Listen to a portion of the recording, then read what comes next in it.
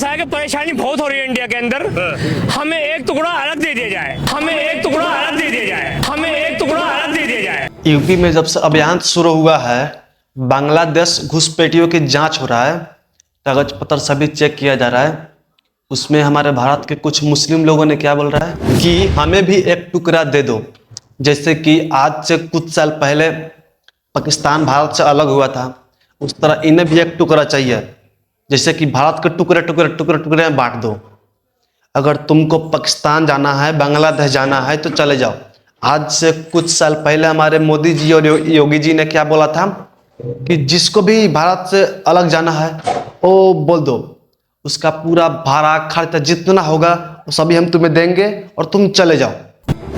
जब से योगी जी ने बोला कि हर स्कूल में, हर कॉलेज में वंदे मातरम बोला जाएगा, उसी पे इन लोगों ने क्या बोल रहा है, मुस्लिम समाज के लोगों ने, कि वंदे मातरम नहीं बोलेंगे। अगर भारत में रहना है तो वंदे मातरम बोलना पड़ेगा। पढ़ा लिखा और अनपढ़ दोनों का पहचान यहीं से होता है। इस रिपोर्टर ने उस आदमी से पूछा तो उसने क्या बोला कि हमें एक अलग टुकड़ा दे दो।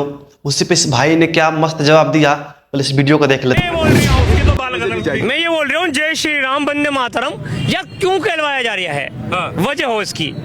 हम लोगों से ही क्यों कहलवाया जा रहा है?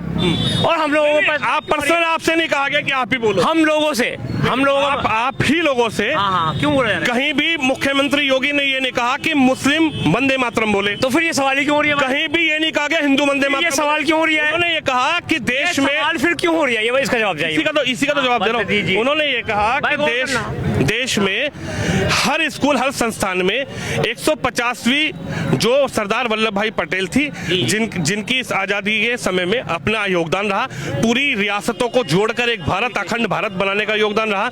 उसी के साथ साथ 150 साल जो है वो वंदे मातरम गीत को भी हो गए। लास्ट बात के जा रहा हूँ जी। नहीं जाओ मत, नहीं जाऊंगा भाई। बढ़िया, नहीं, मेरा टाइम हो गया है। बोलिए बोलिए, आप बोलिए भाई। ऐसा है कि परेशानी बहुत हो रही है इंडिया के अंदर। हमें एक टुकड़ा अलग दे दिया जाए। नहीं नहीं नहीं, बिल्कुल गलत बात, बिल्कुल गलत। नहीं, टुकड़ा कौन सा अलग, किस चीज? इंडिया में दिया जाए ना, बाहर छोड़ दिया जाए। बिल्कुल गलत गलत गलत। मैं आपका परेशानी से कह रहा हूँ ना भाई। आप अपनी परेशानी से कह रहे हैं। हाँ, मैं अपनी मैं यहाँ गलत हूँ। बिल्कुल गलत है। आप एक टुकड़ा क्यों मांगना चाह रहे हैं? ऐसा क्या जुल्म हो गया? आप या फिर मुख्यमंत्री बदला जाए। भारत का मुसलमान कहीं नहीं जाएगा, हिंदुस्तान के अंदर ही रहेगा और मरेगा भी। कहीं नहीं जाएगा, कहीं नहीं जाएगा। ये कह रहा है यहीं रहेंगे, यहीं दफन होंगे, यहीं पैदा हुआ। आप कह रहे हो अलग टुकड़ा मिलना चाहिए। मैं कह रहा हूँ इंडिया में ही टुकड़ा में दे दो। इंडिया को क्यों खंड खंड करना है क्या? भाई खंडन क्यों करना है? तो फिर इतनी परेशानियां क्यों कर रहा है? अरे ये हुआ था ना 47 में, पाकिस्तान अलग हुआ। नहीं, मैं ये बोल रहा हूँ इतनी परेशानियां क्यों हो रही है? एक और भारत को एक और टुकड़ा करना चाह रहे हैं। और वो कहो, ये क्यों हो रही है बातें? यहाँ पे गलत है।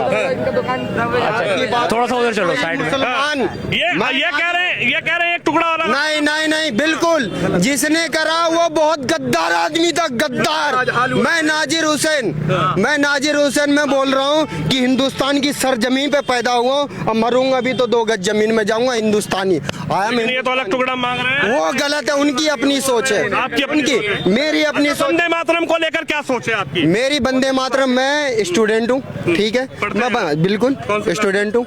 मैं अभी BA फर्स्ट ईयर में हूँ। अच्छा, पढ़ाई कर रहे हैं। जी। तो ये जो वंदे मातरम है, इसको लेकर आखिरकार स्टूडेंट की क्या राय है? बिल्कुल बोलना चाहिए।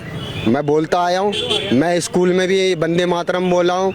हर चीज़ है, वंदे मातरम हमारी बोलना चाहिए, अच्छी बात है। लेकिन कुछ लोग कह रहे हैं कि साहब मुस्लिम इस्लाम धर्म में वंदे मातरम का कोई औचित्य नहीं है, इसका कोई अर्थ नहीं। देखो, तो मानने वाली बात है। मैं तो स्टूडेंट हूँ, मैं तो बोलूँगा। मैं इस्लाम को भी मानता हूँ, मैं हिंदुस्तानी हूँ, मैं बोलूँ, मुझे कोई एतराज नहीं। इस बात से आप अंदाजा लगा सकते हैं कि मानसिकता कितना बढ़ चुका है। देश के टुकड़े टुकड़े करना चाहते हैं, वो भी ऑन कैमरा। शायद भूल गए हैं कि योगी जी के प्रदेश में इन सब बातों पर एक्शन बहुत जल्दी लिया जाता है। आप लोग को एक चीज पता होगा, आज से कुछ दिन पहले दिल्ली में एक शख्स ने बोला था कि मैं बिस्मिल्लाह बोलूंगा और कत्ल करूंगा। उसका योगी जी ने कितना मस्त इलाज किया। उससे खतरनाक इलाज इसका होने वाला है। वंदे मातरम, जय हिंद, जय भारत।